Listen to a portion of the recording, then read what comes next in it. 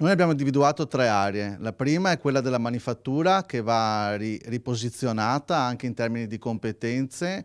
Abbiamo visto soprattutto 2 sottocomparti importanti del Made in Italy come quello della moda e della metalmeccanica che sono trainanti per tante altre tipologie di imprese. Poi abbiamo il tema del turismo che va ripensato in un'ottica diversa perché non può essere più un turismo di massa come prima, ma è un turismo che deve guardare più all'aspetto qualitativo e un'esperienza nel territorio.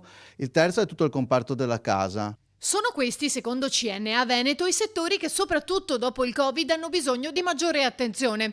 Per questo nasce una task force insieme a Emilia Romagna e Lombardia che vuole rilanciare le imprese del territorio attraverso il progetto Lover. Nasce questo progetto proprio per il dopo emergenza, per riuscire ad alimentare quelle che sono le necessità più vaste su progetti più vasti che superano un po' i confini delle regioni. Credo sia importante che ci sia sta riflessione insieme, sta sensibilità proprio per far sì che evolvere un po' tutta l'economia di tutto il nostro paese. Il progetto è stato inviato anche all'assessore regionale alle attività produttive Roberto Marcato. L'obiettivo che ci siamo posti è quello di consegnare il lavoro che è stato fatto da questo studio per costruire un nuovo patto per lo sviluppo del nostro territorio. È importante dare le basi di questa situazione perché è necessario che, visti i dati, si ricostruisca un nuovo modello che deve pensare anche in una prospettiva diversa.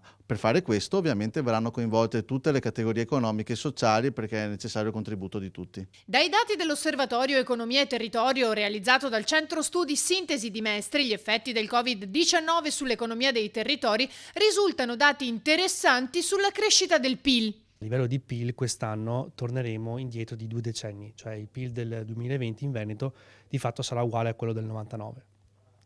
Tra l'altro bisogna anche dire che il nostro territorio, pur comunque crescendo negli ultimi 10 anni, ha perso terreno nel confronto con per esempio le regioni tedesche in Europa e anche per esempio le regioni spagnole, quindi c'è stato un allargamento della forbice in termini di competitività rispetto agli altri territori europei.